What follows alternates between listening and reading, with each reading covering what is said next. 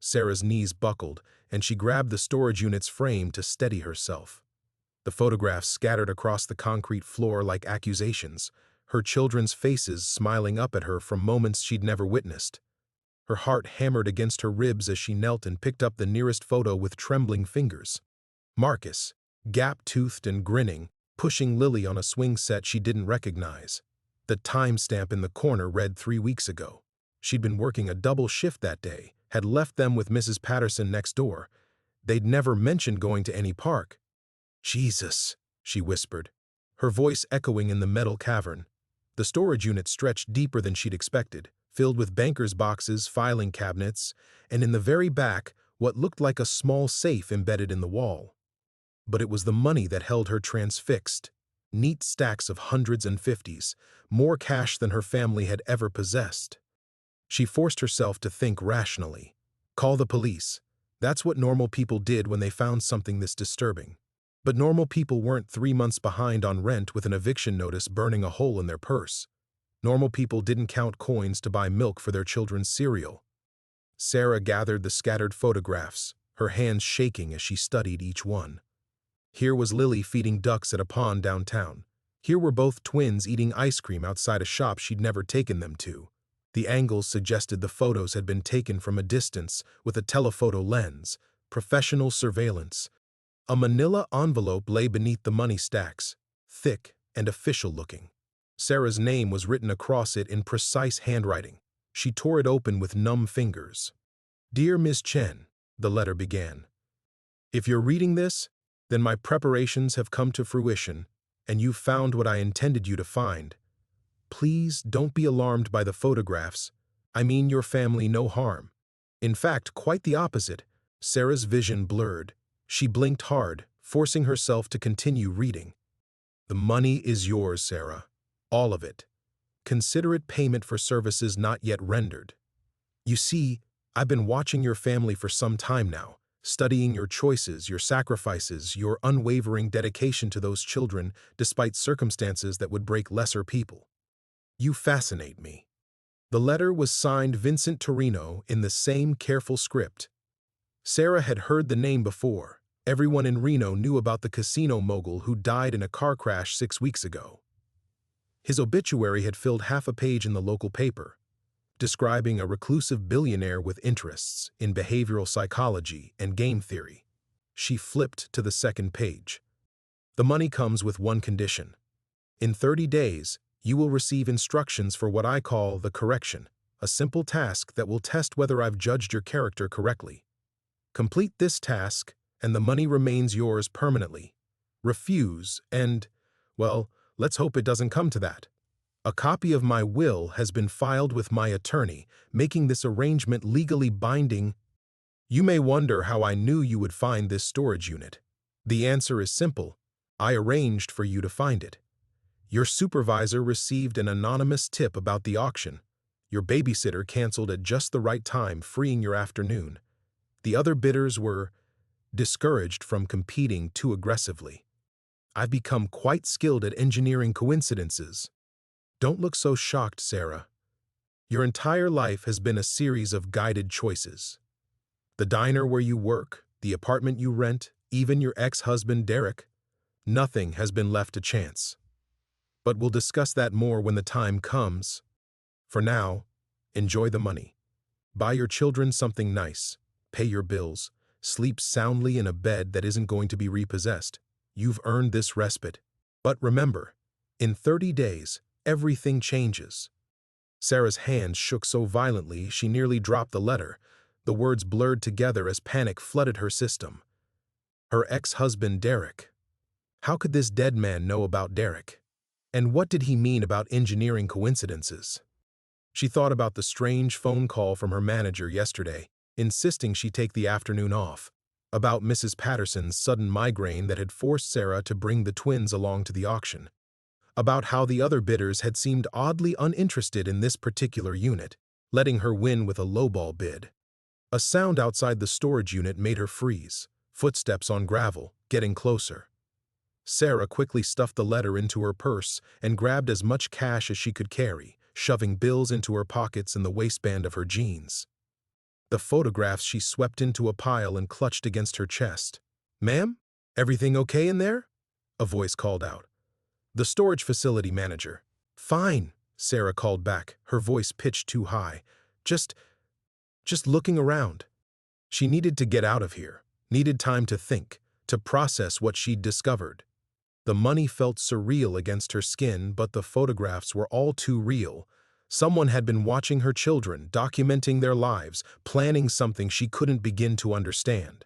And according to the letter, this was just the beginning. "5 minutes, then I'll be out," Sarah called, forcing her voice to sound steadier than she felt. She could hear the manager's footsteps retreating, but anxiety clawed at her chest. How much time before he came back to check on her? Working quickly, she grabbed the manila envelope containing more photographs and shoved it into her oversized purse alongside Torino's letter. The cash presented a bigger problem. There was too much to carry discreetly. She stuffed what she could into every pocket, her waistband, even her bra, the bills crackling softly against her skin like whispered secrets. 20 minutes later, Sarah sat in her 15-year-old Honda Civic in the storage facility parking lot, air conditioning wheezing against the August heat. Her hands gripped the steering wheel as she stared at the peeling dashboard, trying to process what had just happened. The money pressed against her body felt surreal, almost obscene in its abundance. Her phone buzzed, a text from Mrs. Patterson. "Kids asking when you'll be home. Lily wants mac and cheese for dinner. Lily Marcus." Her chest tightened as she thought about the photographs now hidden in her purse. Someone had been watching her children, following them to places she'd never taken them. The violation felt like ice in her veins, but underneath the fear lurked something else, the desperate relief that came with financial salvation. Sarah drove home through the familiar maze of Reno's east side, past the shuttered casino that had been temporarily closed for 3 years, past the pawn shop where she'd sold her wedding ring, past the corner market where she bought marked-down vegetables and day-old bread. Everything looked the same, but Torino's letter had poisoned her perception. How many of these mundane moments had been orchestrated? How long had she been a rat in someone else's maze? The Sunset Vista apartments squatted like concrete blocks against the desert sky, their beige paint faded and peeling. Sarah climbed the exterior stairs to the second floor, her legs shaky from adrenaline. The final notice eviction letter was still taped to her door where she'd left it this morning, a bright yellow beacon of her failure as a mother. Except now, with Torino's cash burning against her skin, the notice looked different, conquerable. "Mommy!" Lily's voice rang out as Sarah opened the door. 8 years old, with Sarah's dark eyes and a gap where her front teeth used to be, Lily launched herself into Sarah's arms.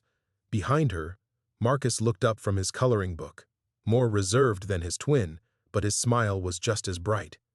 "How was your adventure?" Mrs. Patterson asked, gathering her crossword puzzle from the kitchen table. The elderly woman had been a godsend since Derek left, watching the twins whenever Sarah's shifts ran long or when opportunities like today's auction arose. "You look a bit pale, dear." "Just tired," Sarah lied, conscious of the money hidden beneath her clothes. "Thank you so much for watching them. What do I owe you?" Mrs. Patterson waved her off. "Don't be silly. They're angels." She paused at the door, studying Sarah with sharp eyes. "That headache came on so suddenly today. Strange thing. I rarely get migraines, almost like someone slipped something in my morning coffee." She laughed, but Sarah caught the odd note in her voice. After Mrs. Patterson left, Sarah microwaved leftover mac and cheese while the twins chattered about their day. They mentioned playing in the courtyard, watching cartoons, helping Mrs. Patterson with her crossword. Nothing about visiting parks or feeding ducks. Relief and unease warred in Sarah's chest. "Can we get ice cream after dinner?" Marcus asked, hope bright in his voice. Sarah's automatic "we can't afford it" died on her lips. For the first time in months, years, money wasn't the immediate barrier. "Maybe," she said instead, and watched both children's faces light up with surprise. Later, after the twins were asleep in the bedroom they shared, Sarah sat at her kitchen table and counted the money she'd managed to extract from the storage unit. $47,000, more than she made in 2 years of double shifts and scraped tips. The photographs lay spread before her like tarot cards predicting an uncertain future. Her phone buzzed with a text from Jerry, her manager at the diner. "Can you cover Brenda's breakfast shift tomorrow?"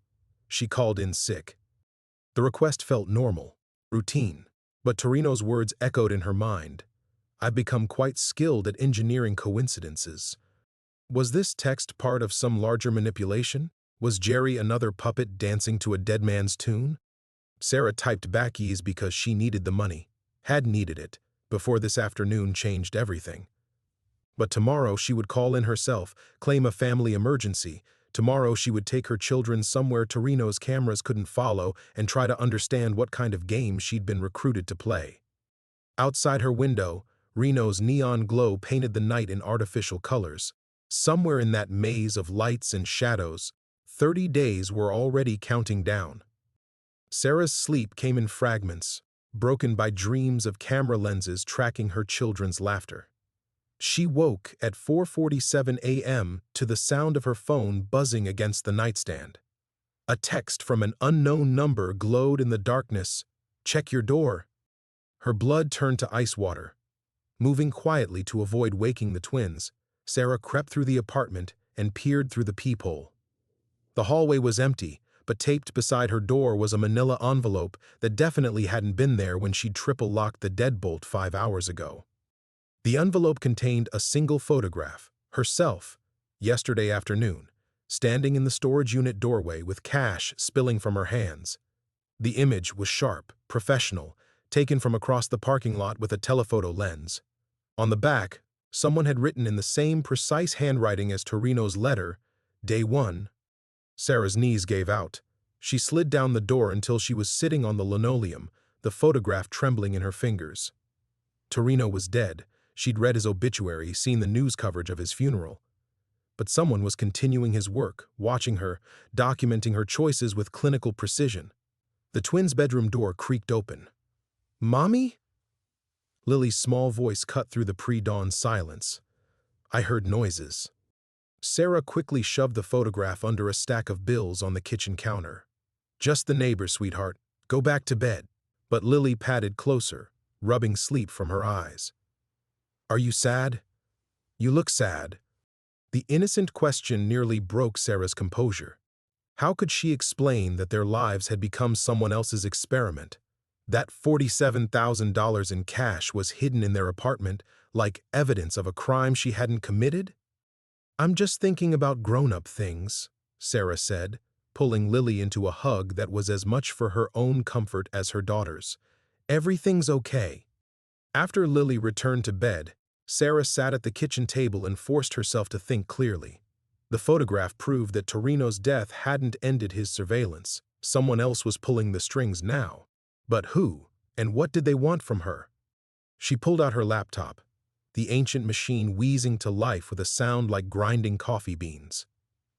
A Google search for Vincent Torino family yielded dozens of articles about his casino empire, his reclusive nature, his interest in behavioral psychology.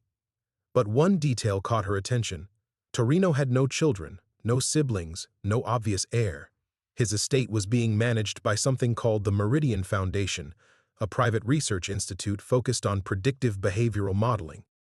Sarah's hands shook as she clicked through the foundation's website.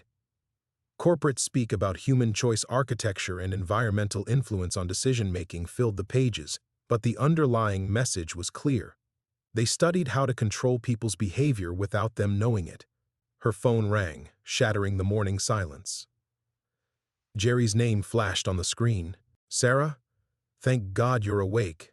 I need you to come in early. We've got a situation." "What kind of situation?" "Brenda's in the hospital.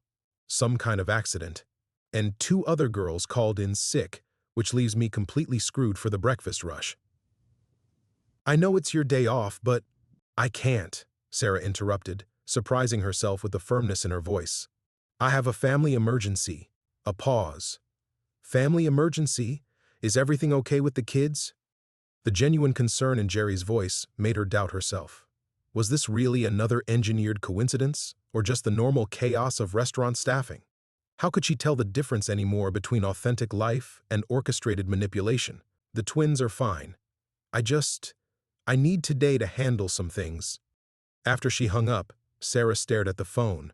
For 3 years, she'd never refused extra shifts, never turned down money, no matter how exhausted she was. Jerry had to be confused, maybe even suspicious. But she couldn't pretend this was a normal day when someone was photographing her every move. The sound of cartoons drifted from the twins' bedroom as they woke up. Soon they'd want breakfast, would ask about their plans for the day. She needed to make a decision, retreat into her apartment and pretend none of this was happening, or take action to protect her children from whatever game Torino had started. Sarah walked to the window and looked out at Reno, waking up under the desert sun. Somewhere in the city was the Meridian Foundation. Somewhere was the person who had delivered the photograph to her door in the darkness. And somewhere, the rest of Torino's money was waiting in that storage unit, money that could change everything for her family, if she was willing to play along. The photograph on the counter seemed to pulse with malevolent energy. Day 1, 29 days remained until the correction, whatever that meant. She could spend those days hiding, paralyzed by fear and uncertainty. Or she could fight back, find out who was pulling the strings and why they'd chosen her family as their test subjects. Outside, a dark sedan drove slowly past the apartment complex, its tinted windows reflecting the morning light like dead eyes. Sarah made her choice. Sarah reached for her car keys, then stopped. Her hand hovered over the metal keychain shaped like a butterfly, a gift from the twins last Christmas, bought with their allowance money. The weight of her decision pressed down on her shoulders like a physical force. What if this was exactly what they wanted? What if rushing out to investigate, to fight back, was just another move in their elaborate game? The thought paralyzed her. Every choice felt contaminated, every decision potentially orchestrated by minds that had been studying her for months, maybe years. She sank back into the kitchen chair and stared at the photograph hidden beneath her bills. Day 1. The clinical precision of it made her stomach churn. Torino's letter had mentioned a task called the correction, but what if she was wrong about having 29 days to prepare? What if refusing to play along triggered something immediate and irreversible? "Mommy, I'm hungry," Marcus called from the bedroom, his voice thick with sleep. The ordinary request anchored her to reality. Her children needed breakfast. They needed normalcy, routine, the comfortable rhythms of a life that apparently hadn't been their own for longer than she could bear to contemplate. How could she drag them into this nightmare by chasing shadows across Reno? Sarah pulled cereal from the cabinet and milk from the refrigerator, her movements automatic. The eviction notice on the counter caught her eye. Final warning, 3 days to pay or vacate. With Torino's money hidden in her bedroom, she could solve that problem with a phone call. But touching that cash felt like accepting a bargain with the devil. "Can we go to the park today?" Lily asked, padding into the kitchen in her favorite unicorn pajamas. The innocent question hit Sarah like a physical blow. Which park? One of the places where those surveillance photos had been taken? How could she trust any location when she didn't know the boundaries of Torino's web? "Maybe later, sweetheart. We might just stay home today." Both twins looked at her with confusion. Sarah never suggested staying home. Their tiny apartment felt like a cage on good days, and they all preferred the escape of public spaces, free entertainment, anywhere that didn't remind them of how small their world had become. "Are you sick?" Marcus asked, studying her face with the perceptive intensity 8-year-olds had perfected. "Just tired." The lie tasted bitter. She was exhausted, but not in any way sleep could fix. The weight of being watched, analyzed, manipulated had settled into her bones like a chronic illness. Her phone buzzed again. Another text from the unknown number. "The children look worried." Maintaining normal patterns is important for their psychological well-being. Sarah's hands shook so violently she nearly dropped the phone. They were watching right now. Somehow, impossibly, they could see her kitchen, could read the concern on her children's faces, could offer parenting advice from whatever surveillance nest they'd built around her life. She forced her expression into a smile and ruffled Lily's hair. "You know what? Maybe we should go out after breakfast. Get some fresh air." But where could they go that felt safe? Her mind ran through possibilities, each one tainted with paranoia. The library, too many corners for hidden cameras. The mall, too many strangers who might be watchers. Even Mrs. Patterson's apartment next door felt compromised now, given the woman's sudden migraine yesterday. The money upstairs called to her with its promise of escape. $47,000 could buy them bus tickets to anywhere, could rent them a new apartment in a different city, could purchase the illusion of freedom. But Torino's letter had made it clear he'd orchestrated her entire life, her job, her apartment, even Derek. How far did his influence extend? And whoever was continuing his work clearly had resources that made geography irrelevant. Sarah's laptop still glowed on the counter, the Meridian Foundation's website frozen on her screen. She'd found their address, a bland office building downtown, the kind of place that could house anything from insurance adjusters to shadowy behavioral research institutes. Part of her wanted to march into their lobby and demand answers. But what if they were expecting that? What if her righteous anger was just another variable in their equation? The twins finished their cereal and wandered back to their room to get dressed. Sarah used their absence to retrieve the envelope of photographs from her purse, spreading them across the table like evidence at a crime scene. Here was the pattern of her children's lives, documented with scientific precision. Ice cream shops she'd never visited, parks where she'd never pushed them on swings, moments of joy that belonged to them but had somehow been stolen, cataloged, filed away for purposes she couldn't fathom. 29 days until the correction. The phrase echoed in her mind like a countdown to execution. She could spend those days running, hiding, trying to protect her family from forces she didn't understand, or she could walk willingly into whatever trap had been set for her, hoping that compliance would spare the twins from consequences too terrible to imagine. Outside, the dark sedan made another slow pass. Sarah closed her eyes and tried to remember what courage felt like. Sarah opened her eyes and began gathering the photographs from the table. The time for paralysis was over. She couldn't spend the next 29 days jumping at shadows, teaching her children to live in fear, waiting for the other shoe to drop. If she was trapped in someone else's game, then she needed to understand the rules. "Lily, Marcus," she called toward their bedroom, her voice steadier than it had been in hours. "Change of plans. We're going on an adventure today." "What kind of adventure?" Lily asked, appearing in the doorway with mismatched socks and hope lighting up her face. "The kind where we find answers." Sarah slipped the photographs back into the envelope, then walked to her bedroom and retrieved $3,000 from Torino's cash. Enough for immediate expenses, enough to feel like she had options. The rest could wait, for now. She dressed quickly in her best jeans and a clean blouse, clothes that would help her blend into professional spaces. The Meridian Foundation's downtown office was her first stop, but this time she wouldn't approach as a victim begging for information. She would walk in as someone who belonged there, someone with legitimate business. "Are we going somewhere special?" Marcus asked, as Sarah gathered her purse and car keys. "Very special. We're going to visit some people who have been very interested in our family." She kept her tone light, but the twins exchanged glances. They'd inherited Derek's ability to sense undercurrents, to read the tension behind casual words. The drive downtown took them past the storage facility where this had all started yesterday. Sarah slowed as they passed the entrance, studying the layout with new eyes. How many cameras covered that parking lot? How long had they been watching before she'd made her winning bid?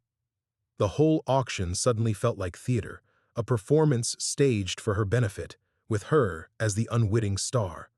"Mommy, why are we going so slow?" Lily asked from the back seat. "Just being careful, sweetheart." Sarah accelerated, leaving the facility behind. There would be time to return for the rest of Torino's money later. Right now, she needed intelligence more than cash. The Meridian Foundation occupied 3 floors of a glass office building that could have housed any corporate entity. No signs advertised their presence, just a directory in the lobby listing MF research on floors 12 through 14. Sarah parked in the visitor lot and studied the building's facade, counting security cameras, noting exit routes, mapping the terrain like a general preparing for battle. "This looks like Daddy's old office," Marcus observed as they approached the entrance. Derek had worked in a similar building before the divorce, before his gambling debts and drinking made employment impossible. The comparison sent a chill through Sarah. Had Derek's job been part of Torino's orchestration too? How deep did this manipulation run? In the lobby, Sarah approached the security desk with her children flanked beside her. The guard looked up from his newspaper, a bored man in his 50s who clearly hadn't expected visitors. "I'm here for the Meridian Foundation," Sarah said, projecting confidence she didn't feel. "Sarah Chen, I believe they're expecting me." The guard consulted his computer, frowning. "I don't see any appointments scheduled for today." "That's odd." Sarah leaned forward slightly, letting concern creep into her voice. "Mr. Torino's estate specifically requested this meeting. Something about behavioral research documentation?" She gestured toward the twins. "Time-sensitive material involving my children." The magic words worked. At the mention of Torino's name, the guard's expression shifted from boredom to attention. He picked up his phone and dialed an extension. "Miss Chen to see the foundation," he said into the receiver. A pause. Another pause. His eyebrows rose. "Understood." "Yes, sir." He hung up and handed Sarah 3 visitor badges. 14th floor. "Dr. Reyes will meet you at the elevator." As they rode up in silence, Sarah's heart hammered against her ribs. She'd crossed a line now, committed herself to direct confrontation. No more hiding, no more passive observation. Whatever waited on the 14th floor, she would face it with her children beside her, because that was apparently how this game was meant to be played. The elevator doors opened to reveal a slight man in his 40s, wearing wire-rimmed glasses and an expression of mild surprise. "Ms. Chen, this is unexpected but not unwelcome. I'm Dr. Reyes. These are my children, Lily and Marcus." Sarah kept her voice level. "I believe you know them already." Dr. Reyes's eyes flicked to the twins, and Sarah caught something in his expression. Recognition, familiarity, perhaps even fondness. He knew their faces from the photographs, from whatever surveillance network had been tracking their lives. "Please," he said, stepping aside. "Come in. We have quite a lot to discuss." Sarah took her children's hands and stepped into the unknown. Dr. Reyes led them down a corridor lined with abstract art and frosted glass offices. Sarah noticed the twins walking closer to her than usual, their small hands gripping hers tighter with each step. The building smelled of new carpet and recirculated air, clinical and sterile, the opposite of their cramped apartment that always carried traces of coffee and the neighbors' cooking. "Your timing is actually fortuitous," Dr. Reyes said as they walked, his voice carrying the measured tone of someone accustomed to choosing words carefully. "We were planning to reach out to you later this week, but your initiative saves us the trouble of formal introductions." "You mean surveillance," Sarah said flatly. "I mean establishing contact." He paused at a conference room door, his hand resting on the handle. "Ms. Chen, before we go further, I need you to understand that Vincent Torino was not a malicious man. Obsessive, yes. Unconventional in his methods, absolutely. But his intentions regarding your family were protective in nature." "Protective?" The word came out sharper than Sarah intended. "Taking photographs of my children without permission is protective?" "Sometimes protection requires observation." Dr. Reyes opened the door to reveal a spacious conference room with windows overlooking downtown Reno. A woman in her 30s sat at the far end of the table, her auburn hair pulled back severely, fingers dancing across a tablet screen. She looked up as they entered, and Sarah saw the same flicker of recognition in her eyes.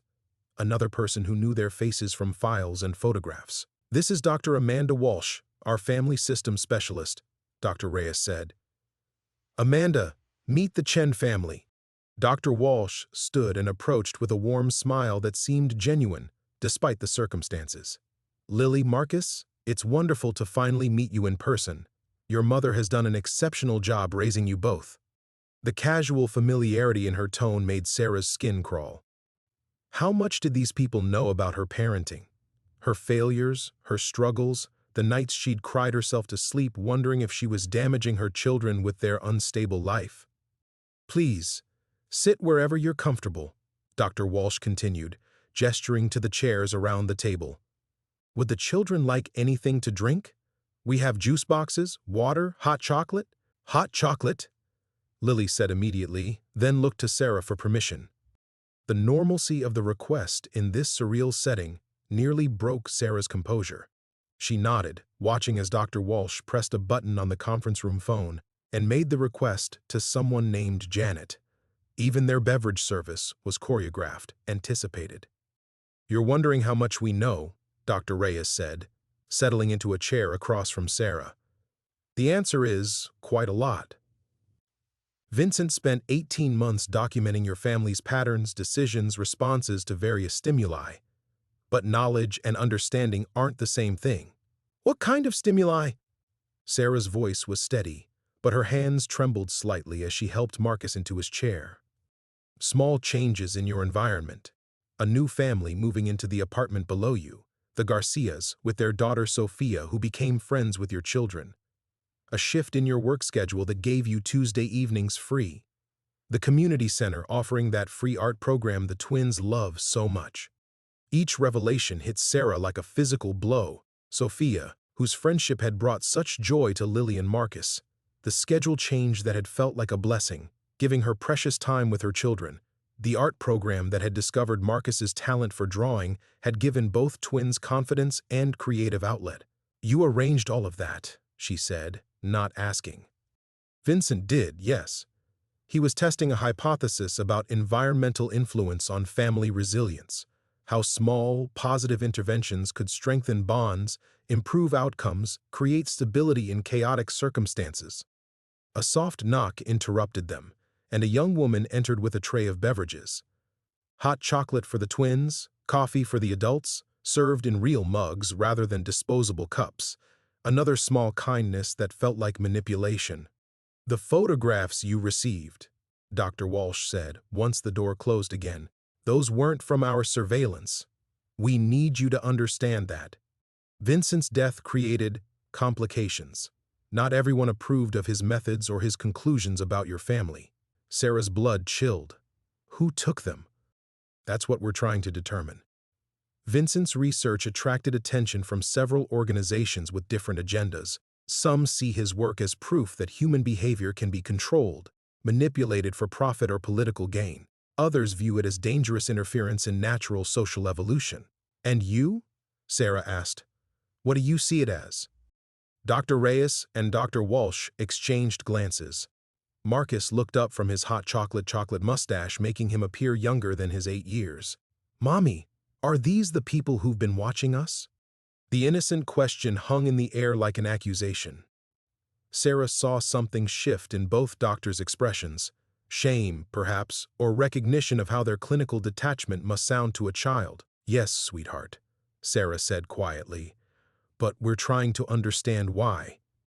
Dr. Walsh leaned forward. Because Vincent believed your family was worth protecting. And, unfortunately, that protection is still necessary. Protection from what? Sarah asked, though part of her already dreaded the answer. She reached for her coffee, needing something to do with her hands while her world continued to unravel. From the people who sent you those photographs, Dr. Reyes said. Vincent's research was privately funded, but word of his work leaked to certain government contractors and private security firms. They see his behavioral modification techniques as weaponizable. Lily tugged on Sarah's sleeve. Mommy, what does weaponizable mean? The question hit Sarah like ice water. Her 8-year-old daughter was asking about weapons in the context of their own lives, their own family.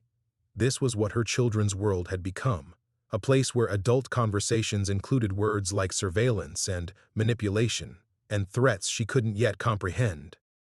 It means some people want to use Dr. Torino's research in bad ways, Dr. Walsh said gently. But we don't want that to happen. So what do you want? Sarah's patience was fraying. What is the correction that Torino wrote about? What am I supposed to do in the next 20 to 8 days? Dr. Reyes pulled a tablet from his briefcase and swiped through several screens before sliding it across the table. Vincent left specific instructions. He believed the only way to protect you from unwanted attention was to prove his theories publicly, to make your family too visible to disappear quietly. Sarah stared at the screen, reading Torino's precise handwriting scanned into digital format. The words blurred together at first, then focused with terrible clarity.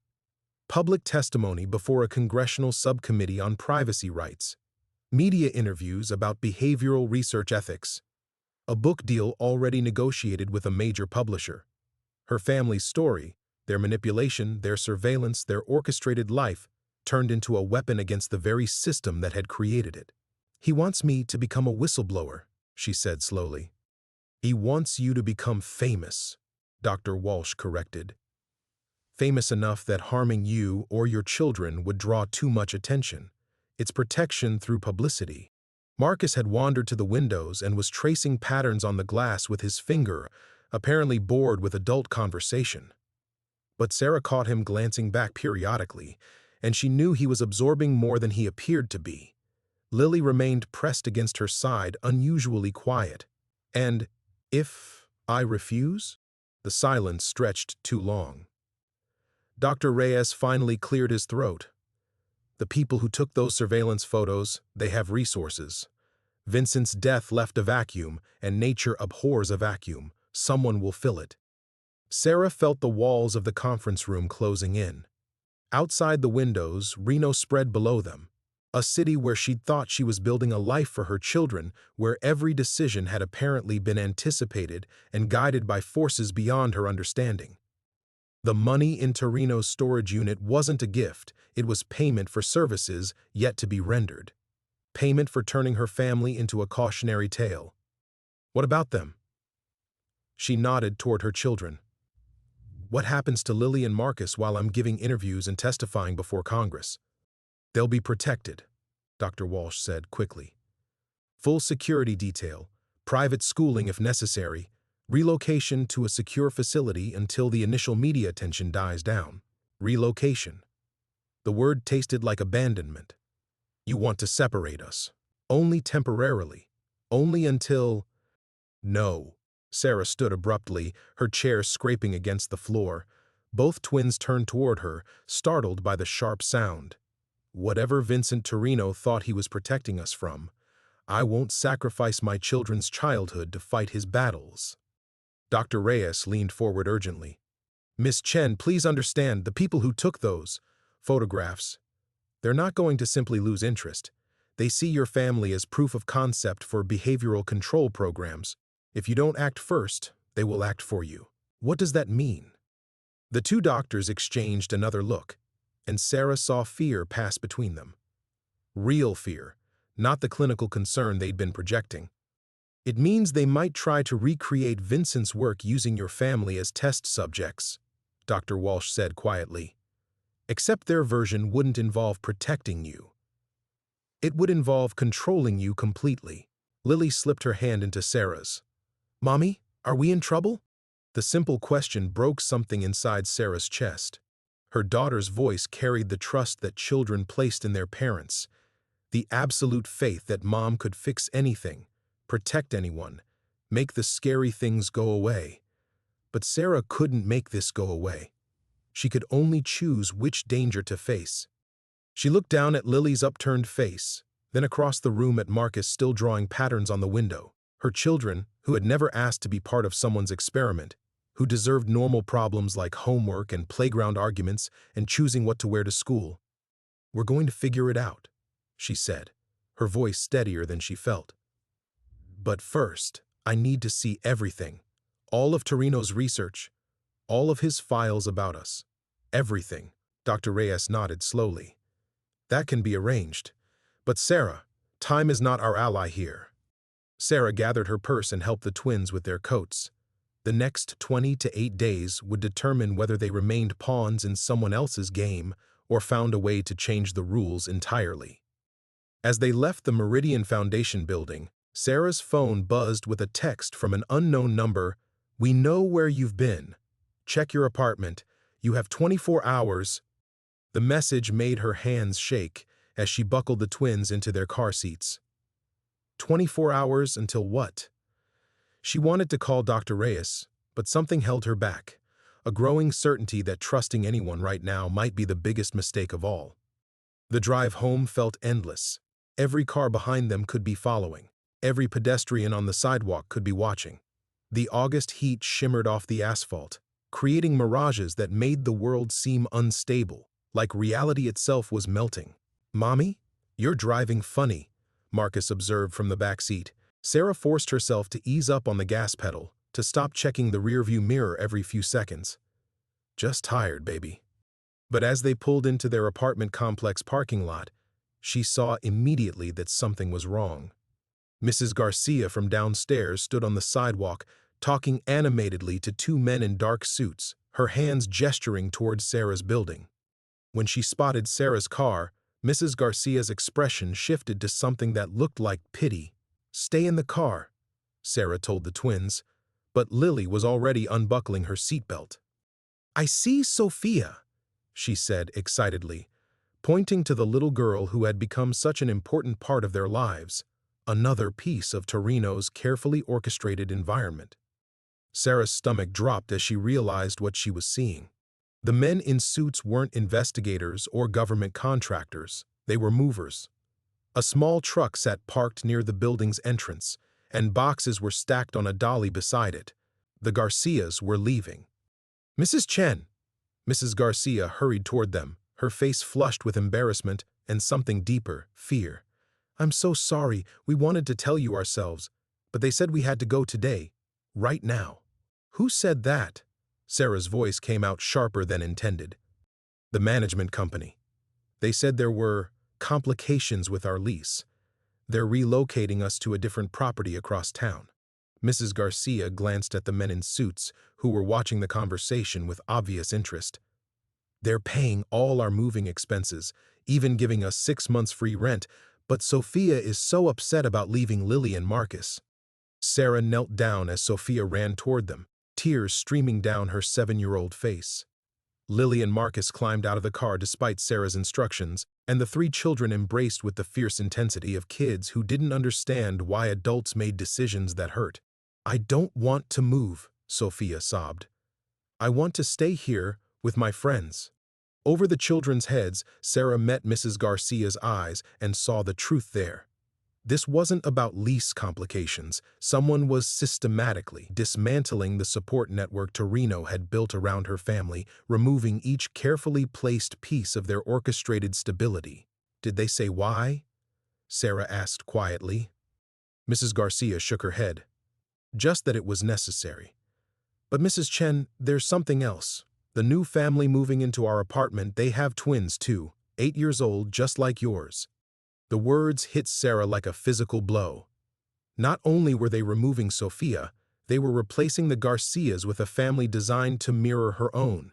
New test subjects, or perhaps a control group. The experiment was expanding. One of the men in suits approached.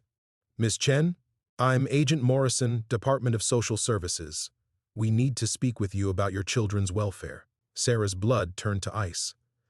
"My children are fine. That's what we're here to determine." He pulled out a badge and an official-looking document. "We've received reports of potentially dangerous individuals showing unusual interest in your family. Standard protocol requires a wellness check." The twins pressed closer to Sarah's sides, sensing the shift in adult tension even if they couldn't understand its source. She wanted to run, to grab her children and disappear. But where could they go? How do you hide from people who had been watching your life for 18 months? "I want to call my lawyer," she said, though she didn't have a lawyer and couldn't afford one. "Of course. But first, we need to ensure the children's immediate safety. There's been some concerning surveillance activity in this area." Agent Morrison's tone was professionally sympathetic, but his eyes were cold. "We have temporary placement available in a secure facility while we investigate." "No." The word came out like a gunshot. "Absolutely not." "Mom?" Marcus looked up at her, his artistic mind clearly processing the scene, filing away details she wished he didn't have to see. "Are they trying to take us away?" Agent Morrison crouched down to Marcus's eye level, and Sarah saw him clock the boy's intelligence, his awareness. "We just want to keep you safe, son. There are some bad people who might want to hurt your family. Then arrest the bad people. Lily said with 8-year-old logic. Don't take us away from our mom. Sarah realized with crystalline clarity that this was her moment of choice. Everything, Torino's money, his research, the photographs, the threats, had led to this sidewalk, this confrontation, this test of whether she would fight or surrender. She pulled out her phone and dialed Dr. Reyes. It's Sarah Chen, she said when he answered. I'll do it. Whatever Torino wanted, whatever testimony or publicity campaign you have planned, I'll do all of it. But I need help right now. 28 days suddenly felt like a lifetime. Dr. Reyes's phone went straight to voicemail. Sarah stared at the screen, her heart hammering as Agent Morrison straightened from his crouch near Marcus. The professional sympathy had vanished from his expression, replaced by something that looked almost like satisfaction. Problem with your call? He asked, pulling out his own phone. Service can be spotty in this area. But Sarah's phone showed full bars. She tried Dr. Walsh's number from the business card in her purse. Voicemail again. The Meridian Foundation's main line connected her to an automated system that claimed all representatives were busy and offered to take a message. Mommy? Lily's voice carried a tremor Sarah had never heard before. Why is everyone leaving? Around them, the carefully constructed world Torino had built was dissolving in real time. The Garcia family's belongings disappeared into the moving truck while Sophia sobbed against her mother's shoulder. The men who claimed to be from social services spread out across the parking lot with military precision, no longer bothering to maintain their bureaucratic facade. Mrs. Garcia approached one final time, pressing something small into Sarah's palm, a folded piece of paper.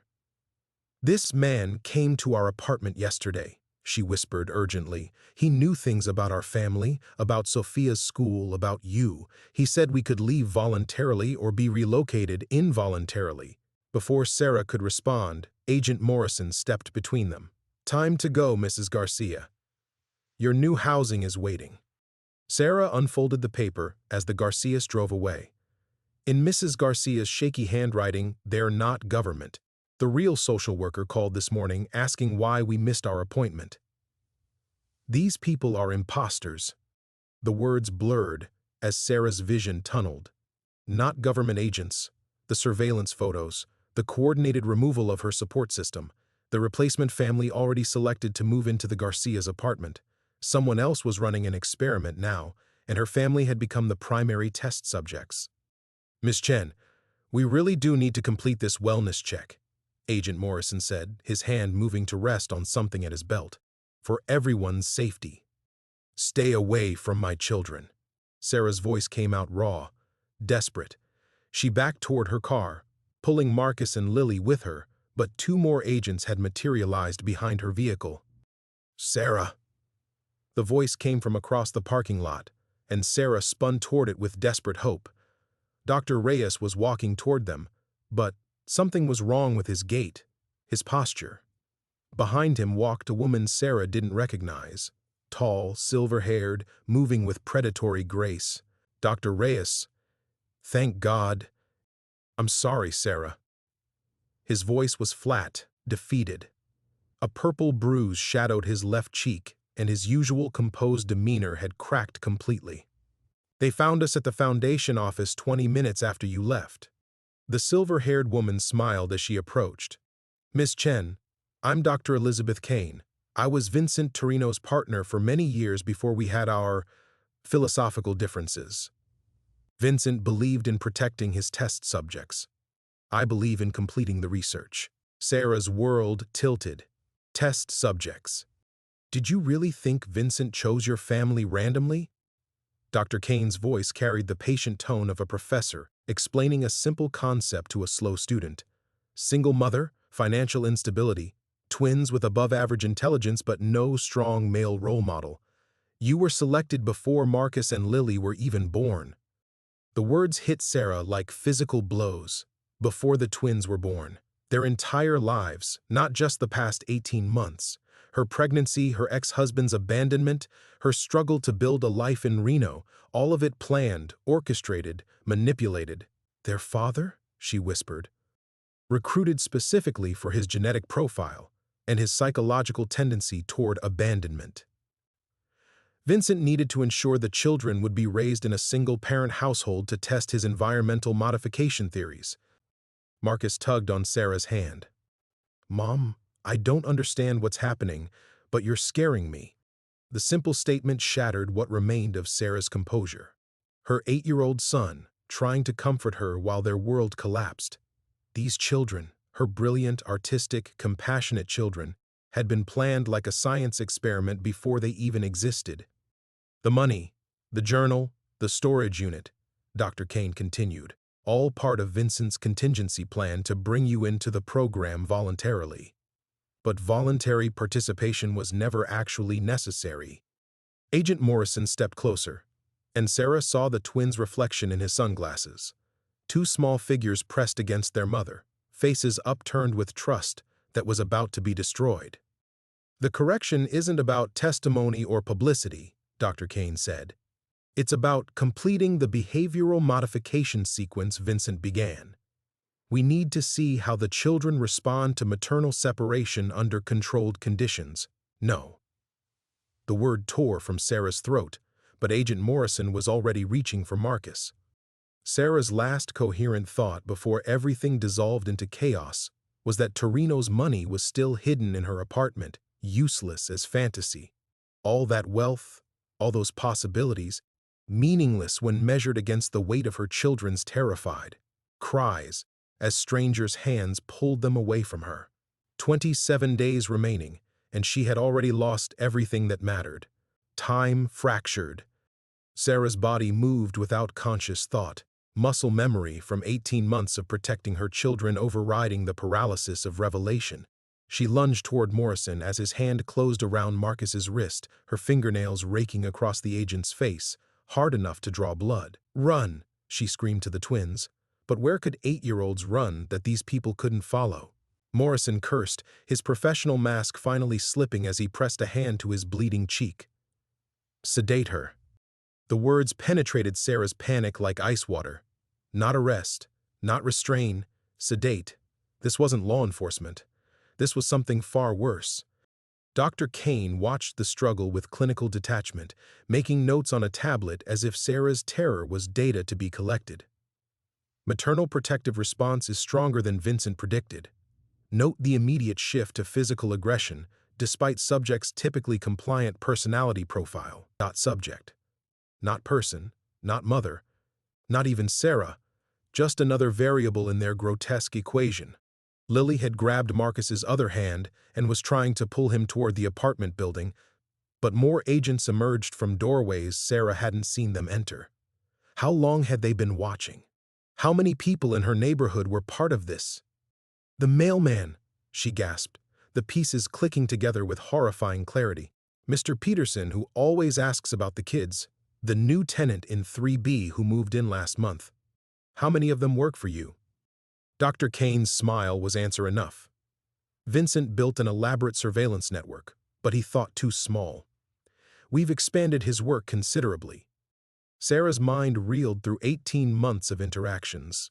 Friendly neighbors, helpful strangers, the barista at the coffee shop who always knew Lily preferred extra whipped cream. How many casual conversations had been scripted? How many spontaneous moments had been carefully orchestrated performances? But as Morrison advanced on her again, Sarah realized something that made her blood turn to acid. The revelation wasn't just about the surveillance, the manipulation, the lies. It was about choice itself. "You let me find the storage unit," she said slowly, backing toward her children. The bidding war, beating those other buyers, that was theater too. Dr. Kane nodded approvingly. "Very good." Vincent insisted you needed to feel you'd earned the discovery. He believed voluntary participation would yield better data than coercion. But you don't. "I believe children adapt to new environments regardless of their initial emotional state. Maternal attachment, while touching, is ultimately just another behavioral variable to be controlled." The words hit Sarah like physical blows, but underneath the horror, something else was building. Rage. Pure, incandescent fury at these people who spoke about her children like laboratory specimens. Marcus had gone very still in that way he did when his artist's brain was processing complex information. "Mom," he said quietly, "they're not just bad people, are they? They're the people who made Dad leave us." The observation landed with devastating accuracy. Sarah saw Dr. Kane's eyebrows rise slightly. Even she hadn't expected an 8-year-old to make that connection so quickly. "Your father served his purpose," Dr. Kane said dismissively. "His continued presence would have contaminated the single-parent household dynamic we needed to study." Lily stepped protectively in front of her brother, her small hands clenched into fists. "You hurt our dad? You made him go away? We provided him with financial incentives to relocate. He was quite cooperative once he understood the compensation structure." Sarah felt something break inside her chest, not her heart, which had already shattered, but something deeper. The last vestige of belief that free will existed, that her choices mattered, that love could triumph over manipulation. Her ex-husband hadn't abandoned them because he was weak or scared or unprepared for fatherhood. He'd been paid to leave. But as she looked down at her children, Marcus with his 2 old eyes already calculating escape routes, Lily with her fierce determination to protect her twin, Sarah realized the most crucial truth of all. Torino had been wrong about voluntary participation. Dr. Kane was wrong about adaptation. They were all wrong because they'd made one fundamental error in their behavioral calculations. They'd created something they couldn't control, a mother who had nothing left to lose. "You want to study behavioral modification?" Sarah said, her voice steady for the first time since this nightmare began. "Let me show you something Vincent never taught you about maternal protective instincts." She pulled the car keys from her pocket and triggered the panic alarm. The sudden blare of the horn shattered the controlled atmosphere, drawing attention from apartment windows and passing pedestrians, real witnesses, real people who weren't part of this elaborate experiment. "The children respond better without an audience," Dr. Kane said sharply to Morrison. But Sarah was already moving. The revelation wasn't just about their manipulation, it was about her own power. They needed her cooperation for their data to be valid. Without it, they had nothing but kidnapping charges and public exposure. "Help!" Sarah screamed toward the gathering crowd. "These people are trying to take my children."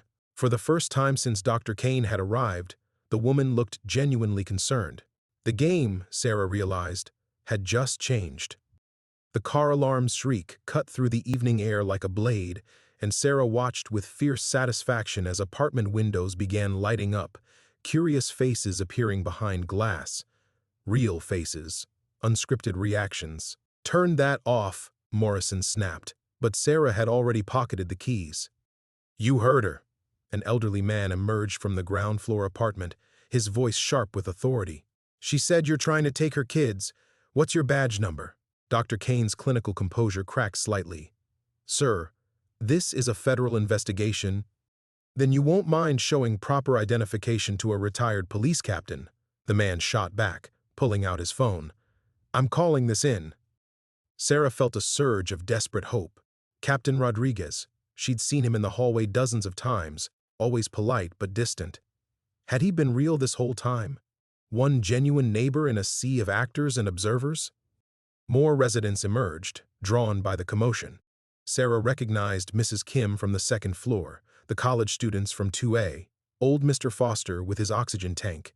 Their faces showed confusion, concern, emotions that couldn't be manufactured on command. "Everyone stay back," Morrison commanded, but his voice lacked conviction. Whatever protocol he'd been following didn't account for public scrutiny. Marcus tugged Sarah's hand. "Mom, are these people our real neighbors?" The question hung in the air like a challenge. Sarah met Dr. Kane's gaze and saw calculation there, risk assessment, cost-benefit analysis. The researcher was weighing whether maintaining the facade was worth the growing exposure. "Some of them," Sarah said loud enough for the crowd to hear. "But not all. These people have been watching our family, documenting our lives, manipulating everything we do. They paid my ex-husband to abandon us. They chose which apartment we'd live in, which school the kids attend." "Miss Chen is experiencing a psychological episode," Dr. Kane interrupted smoothly. "We're here to ensure the children's safety during her crisis." But Captain Rodriguez stepped closer, his trained eyes scanning the scene. Funny thing about psychological episodes, they don't usually involve multiple federal agents without proper documentation. He gestured toward Morrison's bleeding cheek, and they don't typically result in defensive wounds on the responding officers. Sarah's phone buzzed.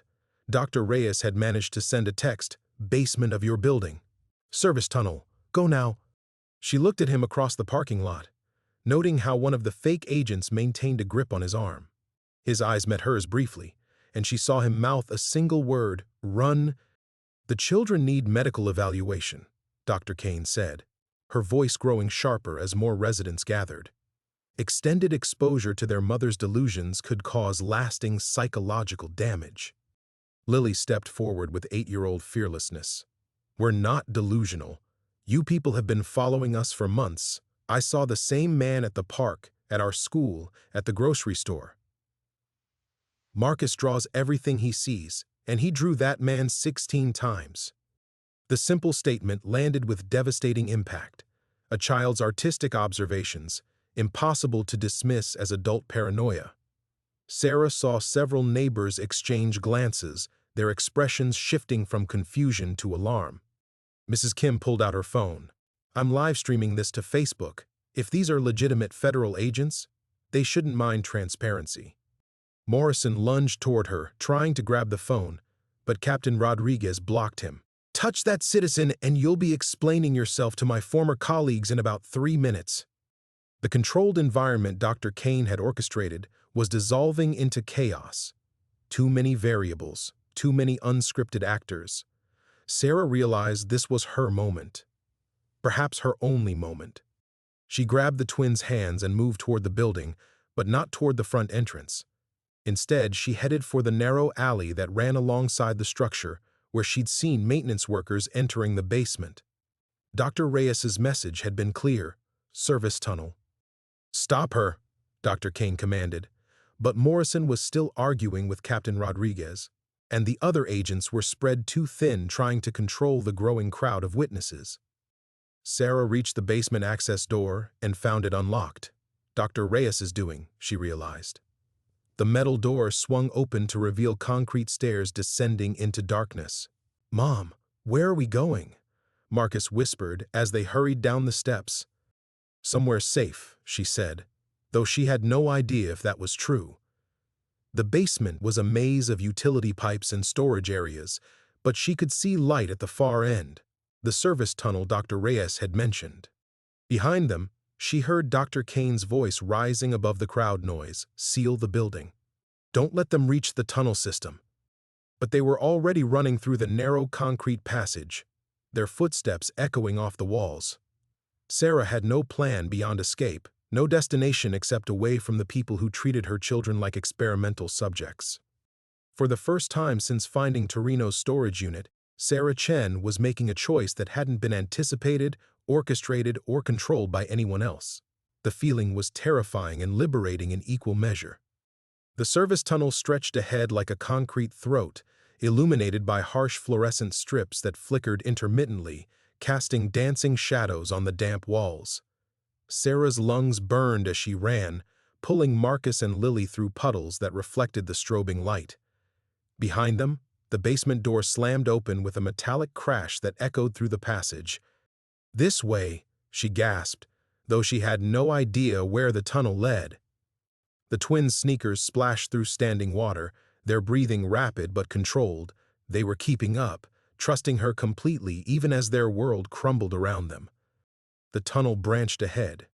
Sarah paused at the junction, listening for sounds of pursuit. Heavy footsteps were gaining ground, accompanied by the crackle of radio static. Morrison's voice carried through the concrete. "Target has entered the municipal tunnel system. Need teams at all exit points." Municipal. That meant the passage connected to other buildings, maybe even to the storm drain network that fed into the Truckee River. Dr. Reyes had given her more than just an escape route. He'd handed her access to an entire underground maze that even Dr. Kane's surveillance network might not have mapped completely. "Mom," Lily whispered, "my legs are getting tired." Sarah knelt beside her daughter, studying the 8-year-old's face in the stuttering fluorescent light. Lily was trying to be brave, but fear had carved deep lines around her eyes. Marcus stood protectively beside his twin, his artist's gaze already cataloging details of their underground environment. "I know you're scared," Sarah said, pulling them both close. "I'm scared too, but I need you to understand something important. Those people upstairs, they've been lying to us about everything for a very long time." "Even before we were born?" Marcus asked with that unnerving perception that had always made him seem older than his years. Sarah's throat tightened. "Yes, even then." The admission hung between them like a physical weight. How do you explain to children that their entire existence had been orchestrated by strangers? That love itself might be just another variable in someone else's experiment? But as she looked at their faces, Lily's fierce determination, Marcus's steady resolve, Sarah realized something that made her chest flood with fierce pride. Despite everything that had been planned and manipulated about their lives, her children had become exactly who they were meant to be. Their compassion, their intelligence, their unshakable bond with each other, those weren't products of Dr. Kane's behavioral modification. Those were real. "Are we going to be okay?" Lily asked. Sarah thought about Torino's money, still hidden in their apartment. $2.3 million that might as well be monopoly currency now. She thought about the journal's cryptic symbols, the photographs of her children, the elaborate web of surveillance and control that had shaped every moment of their lives. Then she thought about Captain Rodriguez's suspicious questions, Mrs. Kim's live stream, Dr. Reyes's desperate attempt to help them escape. Real people making real choices, even within the confines of Dr. Kane's expanded experiment. "We're going to fight," Sarah said, and meant it. "Your whole lives, people have been making decisions for us, about us, without us. But not anymore." The radio chatter was getting closer. Sarah stood, taking inventory of their situation with new clarity. She had no money, no allies except Dr. Reyes, who was probably already in custody, and no leverage except her own determination. Dr. Kane had resources, personnel, and decades of psychological manipulation expertise. But Dr. Kane had made one critical error. She'd assumed that breaking Sarah's illusions would break Sarah herself. Instead, it had set her free. "The correction," Sarah murmured, understanding finally flooding through her. Torino's final task hadn't been about testimony or exposure. It had been about choice, real choice, made with full knowledge of the forces arrayed against her. She pulled out her phone and scrolled to the contact she'd programmed weeks ago but never called. Elena Santos, investigative reporter for the Reno Gazette-Journal. The woman who'd been asking questions about Torino's death, following leads that Dr. Kane's people had probably tried to bury. "What are you doing, Mom?" Marcus asked as Sarah composed a text message.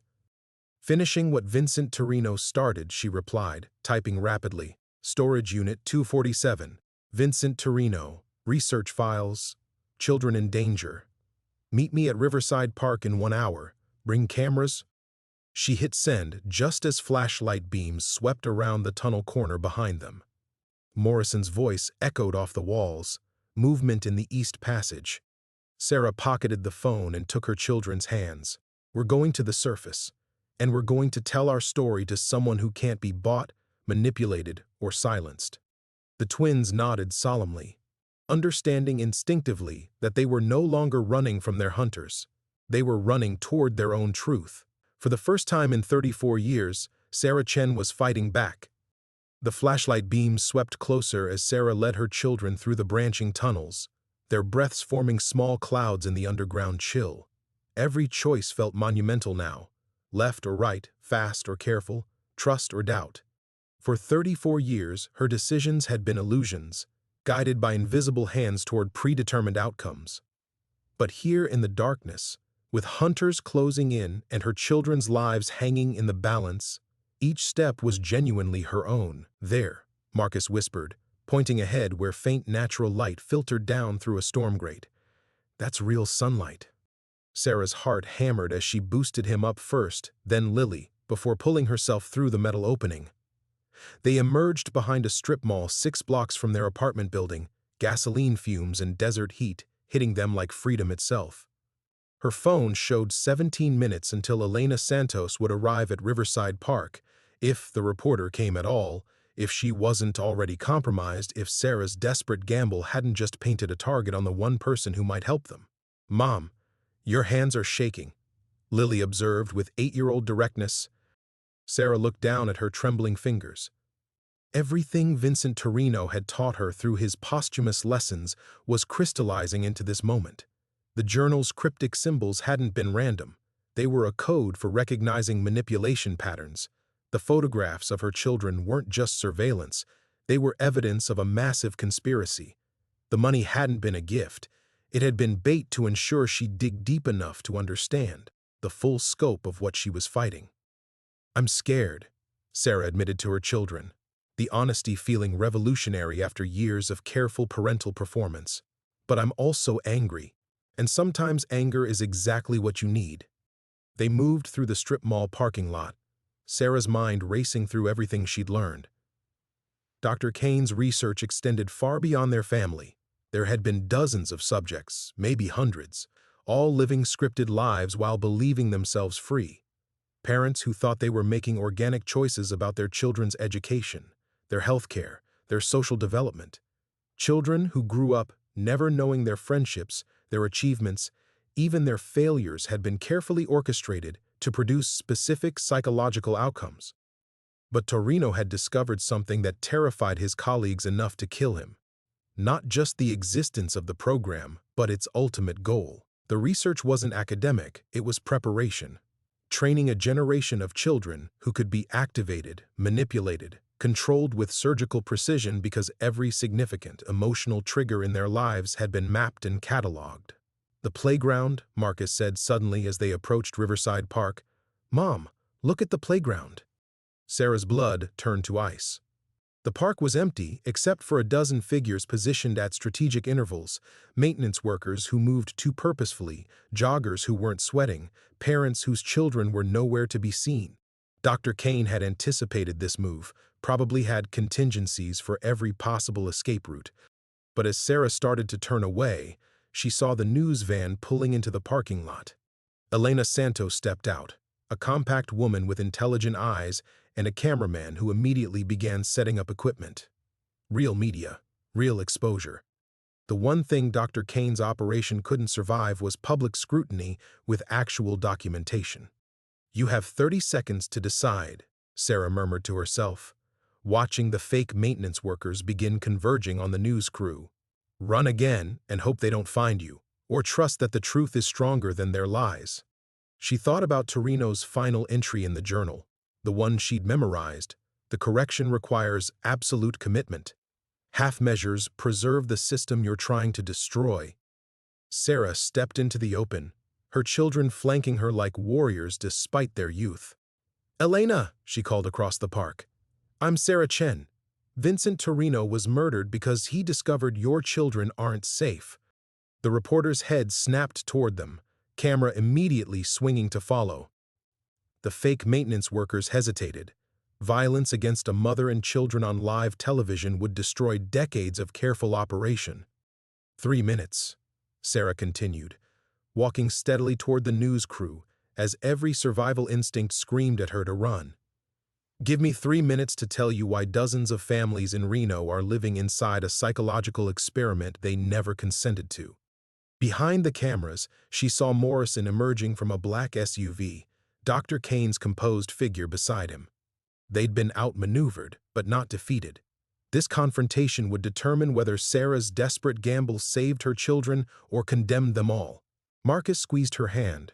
"Tell her about the drawings, Mom. Tell her everything." For the first time since finding that storage unit, Sarah Chen knew exactly what Vincent Torino had wanted her to do. The correction wasn't about exposing the experiment. It was about forcing the experimenters to reveal themselves under the bright, unforgiving light of public accountability. The final test had begun. The red recording light on Elena Santos's camera felt like a lifeline as Sarah stepped fully into the open, her children's hands small and warm in hers. Every instinct screamed retreat, but she forced herself to walk steadily toward the news crew while Morrison and Dr. Kane's operatives closed in from multiple directions. "Miss Chen, stop right there," Morrison called out, his badge glinting in the afternoon sun. "You're endangering your children by—" I'm Sarah Chen, she said directly to the camera, cutting him off. These men have been conducting psychological experiments on my family for 8 years without our knowledge or consent. Vincent Torino discovered their operation and was murdered for it. Elena Santos's eyes sharpened with journalistic instinct. Can you prove these allegations? Sarah reached into her pocket, producing one of Marcus's drawings. The same man appearing at their school, the park, the grocery store, sketched with 8-year-old precision across multiple scenes. My son draws everything he sees. This man has been following us for months. Morrison stepped forward aggressively. She's having a psychotic break. The children need immediate— Back off, Elena snapped, her cameraman keeping the lens trained on the scene. Let her talk. Dr. Kane emerged from behind the black SUV, her composed expression intact despite the chaos. She was still trying to control the narrative, Sarah realized, still believing she could manipulate the outcome through careful psychological pressure. Sarah, Dr. Kane said, her voice carrying that familiar clinical warmth, I understand you're frightened and confused. The stress of discovering Vincent's research must have been overwhelming. But creating elaborate conspiracy theories won't help your children. For a moment, doubt crept in. Dr. Kane's tone was so reasonable, so concerned. The same voice Sarah had trusted in their therapy sessions, the same gentle authority that had guided her through years of carefully orchestrated healing. Even now, knowing what she knew, part of her wanted to believe the kind doctor who only wanted to help. But then Marcus spoke up, his child's voice cutting through the manipulation like a blade. You're the woman from the medical building. You gave Mom the same papers 3 times and watched how she signed them differently each time. Dr. Kane's facade cracked for just an instant, a micro-expression of surprise that Elena's trained eye caught immediately. I think we need to hear more about these papers, the reporter said, adjusting her position to keep both women in frame. The circle of operatives was tightening. Sarah could see Morrison speaking urgently into his radio, calling for backup, preparing to end this confrontation through force if necessary. But the camera was still rolling, and she realized that Dr. Kane's greatest strength, her need to understand and control every variable, was also her weakness. You want to know what Vincent discovered? Sarah asked, looking directly into Dr. Kane's eyes. Not just that you've been manipulating families, but why? You're not studying behavior, you're programming it, training children who can be activated later, controlled later, because you know exactly which emotional buttons to push. That's absurd, Dr. Kane said, but her clinical composure was fracturing. Behavioral research has ethical oversight, regulatory approval. Show them the photographs, Lily said suddenly, her 8-year-old fearlessness stunning everyone into silence. Show them the pictures you took of us playing in parks Mom never took us to. The statement hit like a physical blow. Elena Santos turned sharply toward Dr. Kane, whose face had gone pale. What photographs is she referring to? Sarah saw the exact moment Dr. Kane made her fatal error. Instead of deflecting or denying, the researcher's trained instincts kicked in. She began explaining, justifying, treating this as an academic debate rather than a public exposure. Longitudinal childhood studies require comprehensive documentation, Dr. Kane said. We observe natural behavior patterns in controlled environments to understand developmental psychology. Controlled environments? Elena interrupted. Are you saying you manipulated these children's activities without parental consent? Morrison was moving closer, his hand near his weapon, but Elena's cameraman had positioned himself strategically, keeping everything in frame. Too many witnesses now, too much documentation. Violence would only confirm Sarah's accusations. But Dr. Kane was still talking, still trying to justify decades of careful research, the benefits to child psychology, to understanding behavioral modification in educational settings, the applications for treating developmental disorders. By experimenting on children without their knowledge, Elena pressed. By studying optimal developmental pathways under varying environmental stimuli, Dr. Kane corrected, her academic pride overriding her survival instincts. Sarah felt a surge of fierce triumph. The confrontation she'd feared most was revealing exactly what Vincent Torino had understood. When forced to defend their work publicly, the researchers would expose themselves. Their belief in the righteousness of their cause made them unable to simply lie and walk away. The truth was stronger than their lies, and now, with cameras rolling and witnesses watching, there was no way to put it back in the box. "Tell them about the money," Marcus whispered. Sarah squeezed his hand and smiled. "Tell them about all of it." Sarah took a deep breath, the weight of the moment settling over her like armor. The cameras were rolling, Elena Santos was listening, and Dr. Kane's careful mask was finally slipping. This was her chance, perhaps her only chance, to expose the truth that had cost Vincent Torino his life. "Vincent Torino left me $2.3 million, Sarah said directly to the camera, her voice steady despite the chaos surrounding them. But it came with conditions. He called it the correction, exposing this program before more families were destroyed. Morrison stepped forward aggressively. "She's delusional. The money doesn't exist." "It's in my apartment right now," Sarah continued, cutting him off. "Hidden in the same storage unit where I found Dr. Kane's research files. Documentation of dozens of families, all living scripted lives while believing they were free." Dr. Kane's composure cracked further. "That money represents stolen casino profits. Ms. Chen is confessing to receiving proceeds from a man who discovered your program and tried to stop it," Sarah shot back. "The same man who died conveniently right before he could expose you." Elena Santos stepped closer, sensing the story expanding beyond her initial expectations. "Are you alleging that Vincent Torino was murdered?" The question hung in the air like a challenge. Sarah felt the weight of every choice that had led to this moment. Buying the storage unit, trusting Dr. Reyes, bringing her children into danger. Each decision had cost her something precious: her savings, her sense of security, her belief that she could protect her family from forces beyond her understanding. But looking at Marcus and Lily standing beside her, facing down armed operatives and psychological manipulators with 8-year-old courage, she realized the most important thing hadn't been taken from her at all. Their bond, their love, their essential selves, those were real, no matter how much of their lives had been orchestrated. "I'm alleging that a good man discovered children were being used as test subjects," Sarah said, her voice growing stronger, "and that the people responsible would do anything to protect their research." Dr. Kane's academic mask finally shattered completely. "You have no idea what you're destroying," she snapped, her clinical composure replaced by desperate anger. Decades of breakthrough research into developmental optimization, therapeutic applications that could help thousands of children. By experimenting on them without consent, Elena pressed. By understanding how environmental factors shape cognitive development, Dr. Kane corrected, but she was spiraling now, her need to defend her life's work overwhelming her survival instincts. The applications for treating autism, ADHD, developmental delays, we've developed intervention protocols that could revolutionize child psychology. Sarah felt a cold understanding wash over her. This was the sacrifice Vincent Torino had known she'd have to make, not just her safety or her illusions, but her children's anonymity, their chance at a normal life.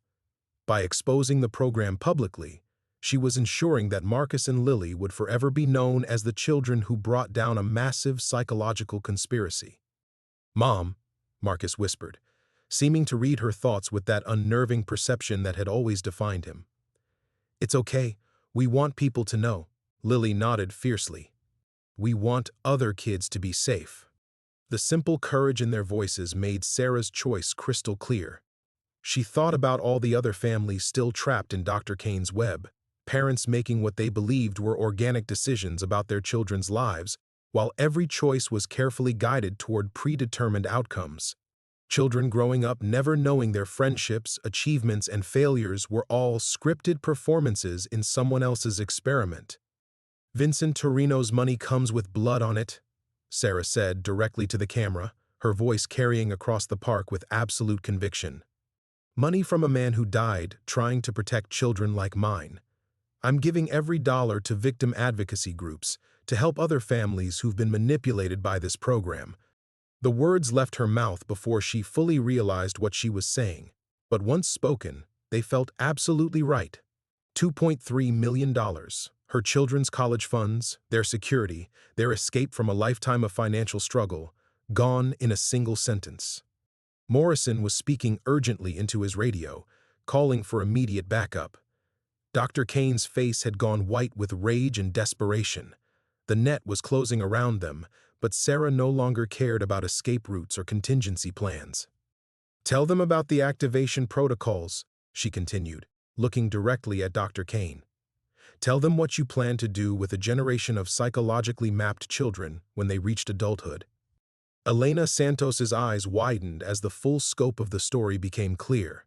This wasn't just about unethical research. It was about systematic preparation for large-scale behavioral control.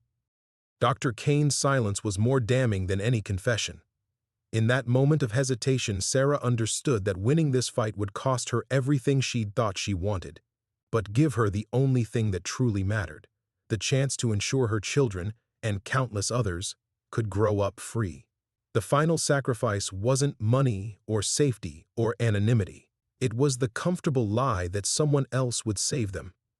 The silence stretched between them like a chasm. Dr. Kane stood frozen, her clinical mask completely shattered, while Morrison's radio crackled with urgent responses from incoming units. Sarah felt the weight of her confession settling over the scene. $2.3 million surrendered in a single sentence, spoken to cameras that would broadcast her decision to the world. "You have no idea what you've just done," Dr. Kane whispered, her voice hollow with defeat and rage. "That money could have secured your children's entire future.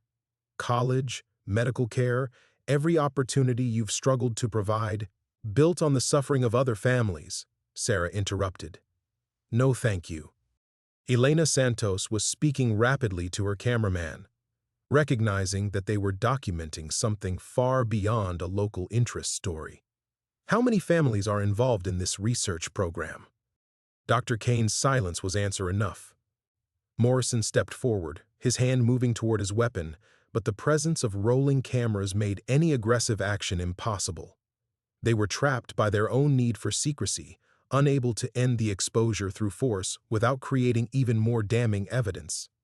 "The research files listed 43 active family units in the Reno area alone," Sarah continued, her voice gaining strength with each revelation. "Children whose entire developmental paths have been manipulated without their knowledge or consent. Some of them are teenagers now, about to enter college, start careers, make life decisions based on psychological profiles they never agreed to have created." Marcus tugged on her sleeve. "Tell her about the therapy sessions," he whispered, "how they made you think your feelings weren't real." The observation hit Sarah like a physical blow. In all her anger about the surveillance and manipulation, she'd almost overlooked the most insidious aspect of Dr. Kane's work: the way the therapy had systematically undermined her trust in her own emotions, her own judgment. Every time she'd felt suspicious or protective, Dr. Kane had gently guided her back toward compliance and acceptance.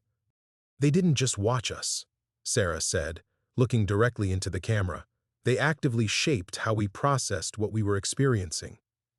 Therapy sessions designed to make parents question their instincts, to accept guidance that seemed helpful but was actually control. Dr. Kane's professional composure cracked completely.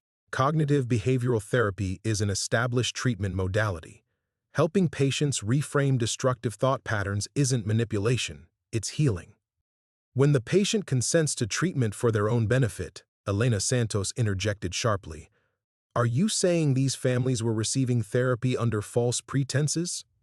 The question hung in the air like an indictment. Sarah watched Dr. Kane struggle with the academic's fundamental dilemma.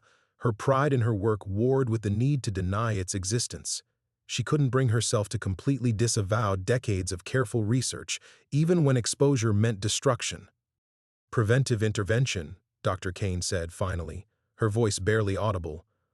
"Early identification of families at risk for developmental challenges, therapeutic support to optimize outcomes." Without informed consent, Elena pressed, The reporter's relentless focus was stripping away every layer of justification, every careful euphemism that had allowed the researchers to believe they were helping rather than exploiting. Sarah felt a fierce satisfaction watching the careful academic language crumble under direct questioning. But the satisfaction was tempered by exhaustion that went bone deep. The adrenaline that had carried her through the confrontation was fading, replaced by the crushing realization of what came next. Media attention, investigations, legal proceedings that could drag on for years. Her children would grow up as the faces of this scandal, forever defined by this moment in a park where their mother chose truth over security. "Mom," Lily said softly, seeming to sense her thoughts. "Are we going to be okay?" The question was so achingly simple, so fundamentally what every parent struggled to answer honestly. Sarah looked down at her daughter's upturned face, saw the trust there despite everything they'd endured, and felt something shift inside her chest. "We're going to be free," she said, the words carrying more certainty than she'd felt about anything in months. "Really free. For the first time since you were born." Morrison's radio crackled again, more urgent now. Backup units were arriving, government vehicles with tinted windows pulling into the parking lot. But Elena Santos's cameraman kept recording, documenting every face, every license plate, every attempt to control the narrative through intimidation. Sarah realized that Vincent Torino's final gift hadn't been the money at all. It had been this moment of choice, the chance to stand in full view of her manipulators and choose defiance over compliance, truth over comfort, her children's freedom over her own security. Dr. Kane was speaking into her phone now, her voice tight with controlled panic. The careful research program that had operated in shadows for decades was being dragged into sunlight, and its architects were scrambling to contain damage that was already beyond containment. The immediate danger was over. The real work was just beginning. 3 months later, Sarah stood in her new apartment's kitchen, watching Marcus and Lily help their grandmother make dumplings at the small dining table. The space was smaller than their old place, and the neighborhood wasn't as convenient, but the windows faced east toward the mountains instead of north toward the casino district. Sunlight streamed across the hardwood floors that the children had helped her refinish during the long weeks when reporters still called daily. "Too much filling," her mother chided gently in Mandarin, guiding Lily's enthusiastic hands. "Like this, see? Just enough." Sarah smiled, recognizing the old rhythm of her childhood, her mother's patient instruction, the careful precision of folding dough, the way food became a language for love that transcended everything else. She'd called her parents the night after the park confrontation, finally ready to explain why she'd been so distant, so reluctant to accept help. The conversation had lasted 4 hours and ended with her father booking a flight to Reno the next morning. Her phone buzzed with a text from Elena Santos, documentary premieres next month. "Want you to see the rough cut first." Sarah set the phone aside without responding. The media attention had been overwhelming at first. Network interviews, congressional hearings, a federal investigation that was still ongoing. Dr. Kane and Morrison both faced criminal charges, and the research program had been completely disbanded. 43 families were receiving counseling and financial compensation. The money had helped, though Sarah still refused to touch a penny of Vincent Torino's inheritance. "Mom, can we tell Grandma about the vault?" Marcus asked, looking up from his carefully shaped dumpling. "She already knows," Sarah replied. "I told her everything." It was true. The secrets that had felt so impossible to share 3 months ago now seemed almost quaint. Her parents knew about the surveillance, the manipulation, the moment in the park when she'd chosen exposure over safety. They knew about the sleepless nights when she wondered if her love for her children was real or programmed, about the therapy sessions that had taught her to question her own instincts. What surprised her was how little any of it had changed their relationship. Her mother still worried about her eating enough vegetables. Her father still sent articles about promising job opportunities. Love, it turned out, was more resilient than she'd given it credit for. "Mrs. Chen?" Lily held up her dumpling for inspection. "Is this better?" "Perfect," Sarah's mother declared, though the dumpling was lopsided and leaking filling. "Just like your mama used to make." The lie was so tender, so familiar, that Sarah felt tears prick her eyes. This was what she'd almost lost, not money or security, but the simple grace of being known and loved anyway. The research program had tried to map and control every aspect of her family's emotional development, but they'd never understood the most essential truth about human connection. It couldn't be programmed or optimized or corrected. It could only be chosen, moment by moment, day by day. Dr. Reyes knocked softly on the front door, arriving for their weekly session. Sarah had been hesitant to continue therapy after everything she'd learned about Dr. Kane's manipulation, but Dr. Reyes had suggested they try again, this time with full transparency about objectives and methods. "Come in," Sarah called. "We're making dumplings. I can smell them from the hallway." Dr. Reyes smiled, accepting a cup of tea from Sarah's mother. "How are you settling in?" The question was both professional and personal. Dr. Reyes had become something unprecedented in Sarah's life, a helper who asked for nothing in return, who encouraged her to trust her own judgment rather than defer to expert guidance. "Different," Sarah answered honestly. "Good different, but different." It was true. The woman who had bought Vincent Torino's storage unit would never have invited a therapist to join her family for dinner, would never have trusted a reporter to tell her story accurately, would never have believed that ordinary people could stand up to institutional power and win. That woman had been afraid of taking up space, afraid of asking questions, afraid of trusting her own perceptions when they conflicted with expert opinion. The surveillance and manipulation had only amplified fears that were already there. The single mother's constant anxiety about making wrong choices, failing her children, being exposed as inadequate. "Tell me about the nightmares," Dr. Reyes said gently. "Better," Sarah admitted. "Fewer questions about what's real. When I doubt something now, I investigate instead of just accepting it." Marcus looked up from his dumpling assembly. "Mom asks us lots more questions now too, about how we feel and what we want. Before, she just worried about us all the time," Lily added matter-of-factly. "Now she talks to us about the worrying." Sarah laughed despite herself. "Apparently I've become very transparent. Authenticity takes practice," Dr. Reyes observed. "You're learning to live without a script for the first time in years." The observation hit deeper than Sarah expected.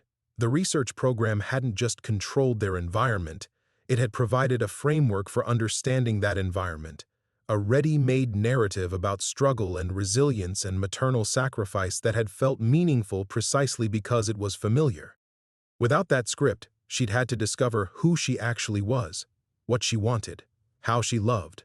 The process was messy and uncertain, but it belonged entirely to her. Her phone rang. Another reporter, probably, or maybe a lawyer from the ongoing federal investigation. Sarah glanced at the caller ID and let it go to voicemail. The dumplings were ready. Her children were safe. Her mother was humming an old Chinese lullaby while she cleaned flour from the countertops. Everything else could wait. 2 years had passed since the dumplings, and Sarah Chen stood in the garden behind her house. Not an apartment, but an actual house with a mortgage she could afford thanks to the settlement from the federal lawsuit, watching Marcus plant tomatoes with the methodical precision he brought to everything. At 10, he moved through the world with quiet confidence, asking direct questions when he didn't understand something, no longer apologizing for his own intelligence. "The roots need space to spread," he told his sister patiently. "See? Like this." Lily, dirt-streaked and grinning, pressed seeds into the soil with characteristic enthusiasm. She'd grown taller, louder, more willing to take up space. Yesterday, she'd corrected her teacher about a historical fact, something the old Lily would never have dared to do. When Sarah had asked about it, Lily had shrugged and said, "You told us to trust what we know." The documentary had won an Emmy. Dr. Kane was serving 18 months in federal prison. The research program's files had led to investigations in 6 other states, revealing a network of behavioral manipulation that had affected hundreds of families over 3 decades. Sarah had testified before Congress twice, her words steady and clear as she described the insidious erosion of parental instinct through therapeutic coercion. But the real victory was quieter than any of that. Sarah's phone buzzed with a text from her mother, bringing dumplings for dinner. The children's favorite kind. No manipulation in the offer. No hidden agenda. Just love expressed through food, the way it had been in Sarah's own childhood before she'd learned to question every gesture of care. Her parents visited monthly now, easy relationships rebuilt on a foundation of truth rather than desperate gratitude. "Mom," Marcus called from the garden bed, "should we plant the basil here or closer to the kitchen?" "What do you think?" Sarah asked automatically, then caught herself. The question wasn't deflection anymore. She genuinely wanted his opinion. Over 2 years of practice, she'd learned to distinguish between asking for help and abdicating responsibility. Closer to the kitchen, Marcus decided, for convenience. Good reasoning, Sarah agreed, and meant it. Elena Santos had become an unexpected friend, the professional relationship evolving into something warmer after months of working together on the documentary. She'd taught Sarah that journalists, like therapists, could be allies rather than threats when their motivations aligned with truth rather than exploitation. The legal settlements had provided financial security Sarah had never dared hope for, but more importantly, they'd established legal precedents that made similar research programs much harder to hide. Other families had come forward, sharing stories of subtle manipulation and violated autonomy that created a comprehensive picture of institutional abuse disguised as help. Dr. Reyes still came for dinner sometimes, though their therapeutic relationship had formally ended 6 months ago.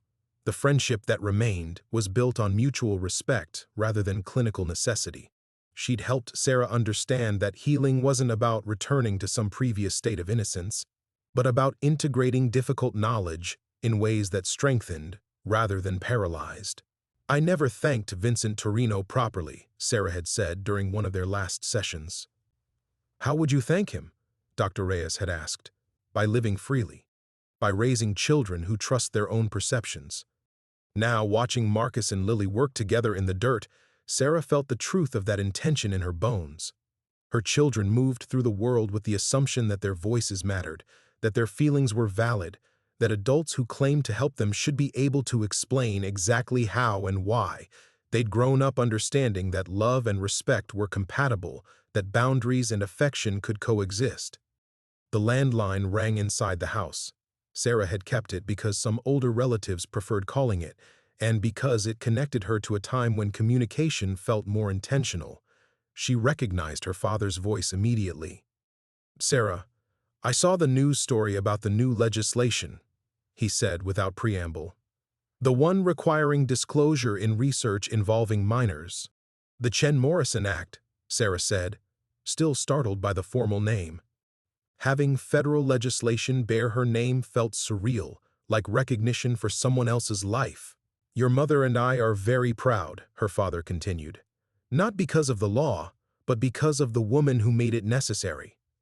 After the call ended, Sarah stood in her kitchen looking out at the garden where her children worked in afternoon sunlight. The tomato plants would grow tall and productive. The basil would be perfect for the fresh pasta Marcus had been learning to make. By autumn, they'd have enough vegetables to share with neighbors, to preserve for winter, to give away freely because abundance felt better than hoarding. Vincent Torino had been right about one thing. Every choice created consequences that rippled forward in ways impossible to predict. But he'd been wrong about control. The most powerful choices weren't the ones that manipulated outcomes, but the ones that honored the fundamental dignity of human agency. The children were calling her outside, eager to show her something they'd discovered in the soil. Sarah wiped her hands on a kitchen towel and stepped into the garden, into the sunlight, into the life she'd chosen to claim as entirely her own.